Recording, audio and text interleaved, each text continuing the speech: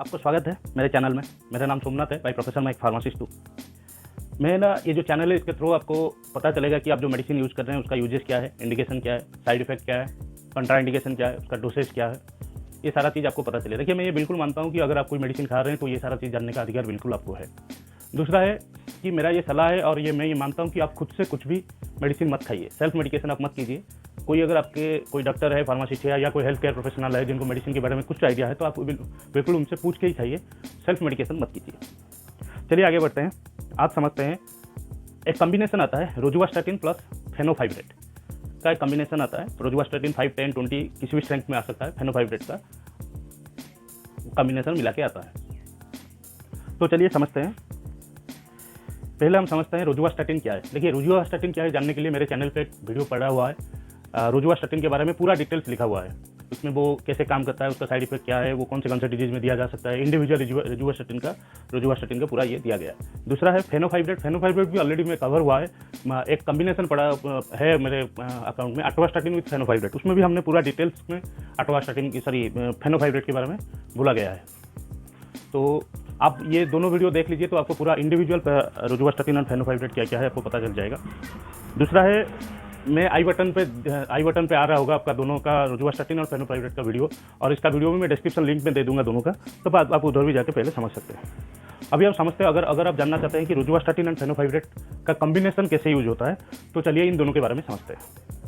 ये दोनों ही रोजुवास्टैटिन and fenofibrate दोनों ही लिपिड लोअरिंग एजेंट, दोनों का काम है बॉडी से फैट या लिपिड को कम करना। अभी इसमें क्या होता है, जो फेनोफाइब्रेट है वो ट्राइग्लिसराइड को कम करता है। ट्राइग्लिसराइड क्या है, बॉडी में आप जो खाना खा रहे हैं, जो इनिशियली वो जिस फॉर्म में बॉडी में स्टोर होता है उसको ट्राइग्लिसराइड कहते हैं। मतलब आप फैट खाए, प्रोटीन खाए, जो भी खाए, उसको मिला के जो बॉडी में सेव, मतलब जो पहला उसका फॉर्म है वो जो सेव होता है बॉडी में रहता है, उसको ट्राइग्लिसराइड कहते हैं। और फेनोफाइब्रेट क्या करता है, उसको बॉडी में ऑब्जर्व नहीं होने देता है, उसको स्टोर नहीं होने देता है, फैट को स्टोर नहीं होने देता है, उसको एक बॉडी से एक्सक्रीट, बॉडी से बाहर निकाल देता है। तो ये काम है फेनोफाइब्रेट का। रोजुवास्टैटिन का ओवरऑल क्या काम है, एलडीएल कोलेस्ट्रॉल जो होता है, जो बैड कोलेस्ट्रॉल होता है, उसको घटाता है बॉडी में। देखिए, कोलेस्ट्रॉल दो प्रकार की होता है। एक है एचडीएल, हाई डेंसिटी लिपोप्रोटीन, ये बॉडी के लिए अच्छा है। दूसरा है एलडीएल, लो डेंसिटी लिपोप्रोटीन, ये बॉडी के लिए कम है। देखिए, लिपोप्रोटीन क्या है, लिपोप्रोटीन मतलब लिपिड मतलब फैट प्लस प्रोटीन बॉडी में जो स्टोर होता है। तो ये क्या करता है, फैट, जिसमें फैट ज़्यादा है प्रोटीन कम है, वो बॉडी के लिए खराब है। तो वो है लो डेंसिटी लिपोप्रोटीन, जहाँ पे प्रोटीन का डेंसिटी बहुत कम होता है, फैट का डेंसिटी बहुत ज़्यादा होता है। जो कोलेस्ट्रॉल में, वो कोलेस्ट्रॉल को ये घटाता है। हाई डेंसिटी लिपोप्रोटीन का मतलब है जहाँ पे प्रोटीन का कंसंट्रेशन ज़्यादा है, फैट का कम है, तो वो बॉडी के लिए अच्छा है। गुड कोलेस्ट्रॉल उसको बोलते हैं, एलडीएल को बैड कोलेस्ट्रॉल बोलते हैं। तो अभी रोजुवास्टैटिन क्या करता है, बैड कोलेस्ट्रॉल को कम करते हैं। और एचडीएल को, जो हाई डेंसिटी, इसको ये दोनों ही बढ़ाते हैं। रोजुवास्टैटिन भी बढ़ाता है, फेनोफाइब्रेट भी बढ़ाता है। ये दोनों ही इसको बढ़ाते हैं। जो अच्छा कोलेस्ट्रॉल है वो बॉडी में बढ़ाता है, उसको एचडीएल कहते हैं। अब चलिए समझते हैं, जो कॉम्बिनेशन आता है रोजुवास्टैटिन प्लस फेनोफाइब्रेट, उसका इंडिकेशन क्या है। ये इसका जो पहला इंडिकेशन है वो है हाई कोलेस्ट्रॉल। अगर आपके बॉडी में कोलेस्ट्रॉल का लेवल बढ़ गया है, टेस्ट में आया कि ब्लड टेस्ट में आया कि आपकी बॉडी में कोलेस्ट्रॉल लेवल बढ़ गया है, तो आपको ये दिया, आपका जो मैक्सिमम लिमिट है 240 mg तक हो सकता है। उससे ज़्यादा अगर आया है तो हाई कोलेस्ट्रॉल है। दूसरा है, अगर आपको हार्ट अटैक का कोई पेशेंट, किसी को हार्ट अटैक आया है तो उस केस में भी ये दिया जाता है। इसका दो ही इंडिकेशन है, high cholesterol and heart attack. अब ये समझते हैं, अगर आप ये चीज़ ले रहे हैं, रोजुवास्टैटिन प्लस फेनोफाइब्रेट आप ले रहे हैं, ये दवाई ले रहे हैं, किसी भी ब्रांड का ले रहे हैं, तो उसका साइड इफेक्ट क्या क्या आ सकता है, या उसका साइड इफेक्ट क्या क्या दिखा गया है अभी तक। जो पहले दिखा गया है उसका साइड इफेक्ट वो है हेडेक। दूसरा है जो दिखाई देता है वो है मसल पेन, मतलब मसल पेन मतलब बॉडी में पेन होता है, जितना मसल है वहाँ पे पेन होता है। तीन जो दिखा गया है कॉन्स्टिपेशन दिखाया गया है बहुत सारे लोग केस में। फोर्थ में जो दिखा गया एब्नॉर्मल एलएफटी मतलब लिवर फंक्शन टेस्ट। आपका जो एलएफटी होता है उसमें थोड़ा प्रॉब्लम दिखाई दे रहा है।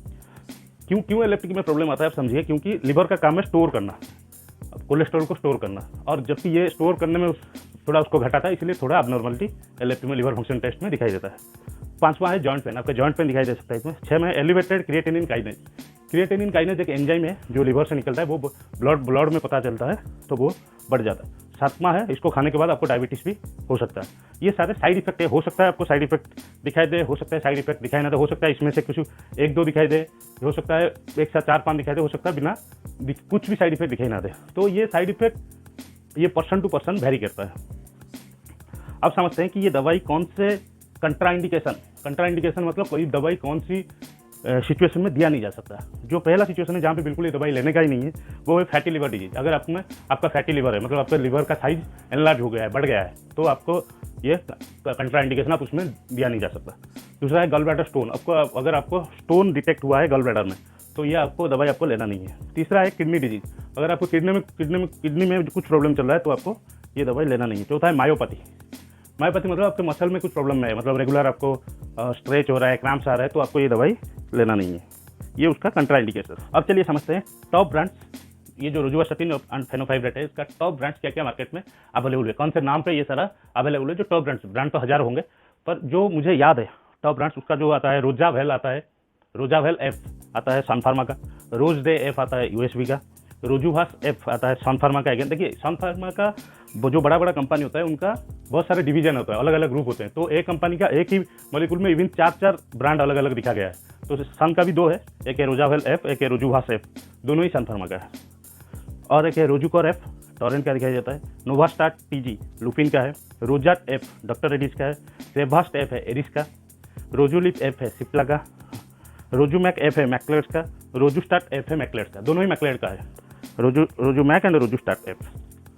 तो ये था पूरा अब इंट्रोडक्शन, या जो आपको समझना चाहिए रोजुवास्टैटिन प्लस फेनोफाइब्रेट की कॉम्बिनेशन के बारे में, अगर आप ये इसके बारे में जानना चाहते हो। तो इसके बाद भी अगर आपको कुछ समझ में नहीं आया, तो मेरा वेबसाइट है, उसका डिस्क्रिप्शन है, उसका लिंक है डिस्क्रिप्शन में, आप जाके उधर देख सकते हैं।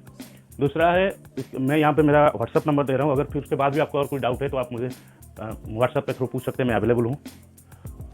और अभी अगर आपको ये वीडियो थोड़ा इन्फॉर्मेटिव लगा, थोड़ा लगा कि नहीं यार आपके काम में आ सकते हैं, तो बिल्कुल ये वीडियो को लाइक कीजिए और मेरे चैनल को सब्सक्राइब कर दीजिए। चलिए मिलते हैं फिर एक नेक्स्ट वीडियो में नए मॉलिक्यूल के साथ। Thank you.